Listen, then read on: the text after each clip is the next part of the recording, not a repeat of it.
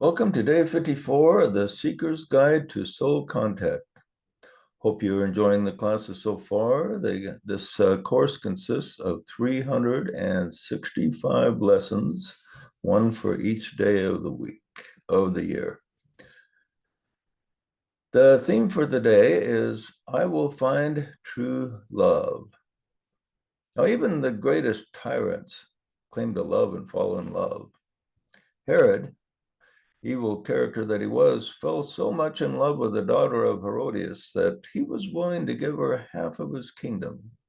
Instead, she asked for the head of John the Baptist, to which he obliged. This romantic love, of which all taste, draws people into relationship and is shared by the good and the bad among us. Surely love is not defined by this feeling alone. Indeed, it is not. We could say there are two kinds of love, carnal and spiritual, but it'd be more correct to say there are two levels. The first is centered on the material world, and the second, the spiritual. Now, even though the two loves are very different, they are effects of the same principle, which is this. Love is that which draws two or more to unity or oneness.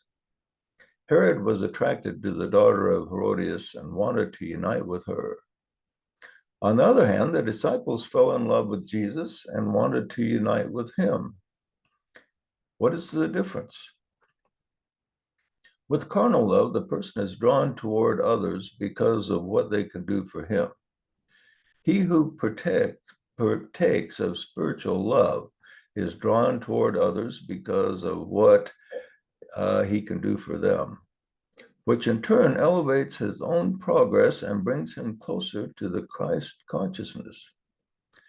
The seeker desiring soul contact must learn to differentiate between the two loves and be able to discern the difference in the energy radiated by the two. The inner spirit, wherein resides the soul, knows only true spiritual love, sometimes called the pure love of Christ. One who is polarized in the lower love will find himself repelled by the higher, and thus has a barrier between him and his soul that must come down if soul access is to be attained. We humans are influenced by the power of lower love in many ways. We love our favorite foods, our favorite sports team, favorite musicians, favorite family members, favorite actors, favorite authors, etc. The closest that one who is focused in this lower love comes to the higher is when he falls deeply in love with another person.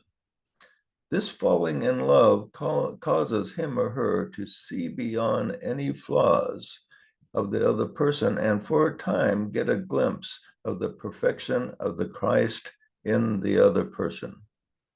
When this happens, those affected will receive all the lower love has to offer with a pinch of the higher included or sensed.